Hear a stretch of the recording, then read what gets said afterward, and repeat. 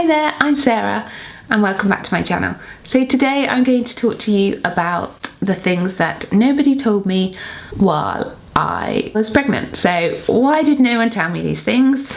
And I'm going to share them with you. So number one, and this is a big one for me, is piles. Like, they are horrible. They're the worst things in the world. I actually got them before I gave birth, but then once I'd given birth and all the straining, they got a lot worse. They were like even bleeding at one point. It was just so horrible. Like, I thought that everyone got them as well, but it turns out that some people don't, which is like really annoying. A few of my friends have got them, so I don't feel too bad, but I think they are like hereditary. Like, I think you're predisposed to them. Like, I know members of my family have them. I still had them after the Rosalie. They didn't go away. Like, I still had. They weren't bad all the time, but I still had them. And I think after I've had this baby, if it's our last baby, then I will get them removed. Right, that was an uncomfortable conversation, wasn't it? The next thing I'm going to talk to you about is your waters breaking. Like, everyone, you see it in the movies, there's a big gush of like water falling out.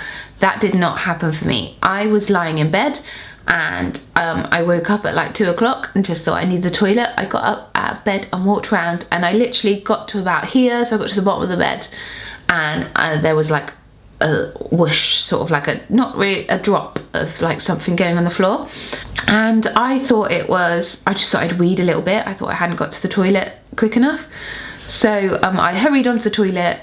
I did a wee, and then a bit more fell out. And then I sort of wiped everything, sorted it all out, and stood up again, and then a little bit more come out. And then that's when I was sort of starting to think that there was sort of like all these little splashes like all over the floor. And that's when I was starting to think that like maybe my waters had gone. So I phoned the midwife at that point, and she said to put maternity pads on and save all the liquid so that they could test it to see if it was my waters. Which I duly did. I had a bag of, we turned up at the hospital with a bag of sopping wet maternity pads, which is just like nice. But when I got there, I was like 6 centimeters dilated, and they didn't need to test see if my waters had broken. But the reason they may have done is because obviously if your waters break but you don't go into active labor, they may then induce you. Leaky boobs. Rosalie was exclusively breastfed, and I had a lot of milk, not initially, but afterwards, and once she soon sort of began to feed properly, like, I had way too much milk. A midwife told me to express to try and get rid of some milk, which just made the whole situation much, much worse. If you have too much milk going on, if you find yourself in that situation, do not express. Like, just carry on feeding your baby as normal, and eventually your breasts will adjust. But it just prolonged the whole agony of my boobs like sorting themselves out and finding their own rhythm, I guess. If you plan on breastfeeding, you will definitely need breastfeeding pads, and buy a lot of them, because I went through so many boxes. It was the one thing that I always ran out of, and I was always sending Nick to the shops. The amount I was leaking was so bad as well that I used to like chop maternity pads in half and use those in my bra to try and to soak up the amount of milk that I was losing. During the night it would be so bad, I would literally wake up and my top would be soaked through. Even though I had nursing pads on, I'd stick 2 nursing pads on and they'd still seep through. Like, that's how bad it was. It was just a nightmare. But all I could say is, if you just carry on feeding your baby, and eventually they will sort themselves out. It is a difficult situation to be in, but yeah, don't express. That makes it so much worse. This is something about my actual labour. I didn't even know it was called the Ring of Fire until I heard Belle's Boutique talk about it in her Why Did No One Tell Me video. But yeah, the bit when the head comes out, the crowning, is obviously the worst part. Rosalie was actually stuck. Her arm was by her head, so that bit lasted 45 minutes of my labour. Her head kept coming out and then going back in again, and then coming out and then going back in again, and that happened for like 45 minutes. And then eventually they were like, you're gonna have to push really, really hard, and I was like, I can't push anymore. And then I did. I think I was screaming at this point. I hadn't really made that much noise, but I was literally, I call it roaring, but I was like, argh! And then out she popped with her hand as well, up by her head. and I think I did have a few stitches, and I think that's at that point that's why I needed them, because she'd had her hand by her head.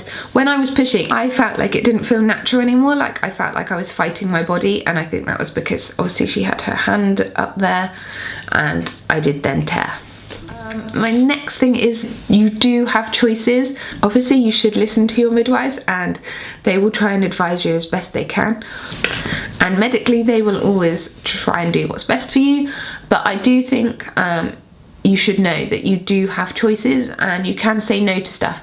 Like, for example, they tried to put a catheter in me and I didn't want to have one because I knew that I'd have to stay in hospital longer, and they kept saying, well, if you don't go to the toilet you need to have a catheter because the baby won't be able to get past. The baby did get past. I kept trying to go to the toilet but I could never actually go, and the baby did get past anyway, so that wasn't the case. When I was pushing and I said that I couldn't get the baby out anymore, that I couldn't push any harder, they said they would have to snip me.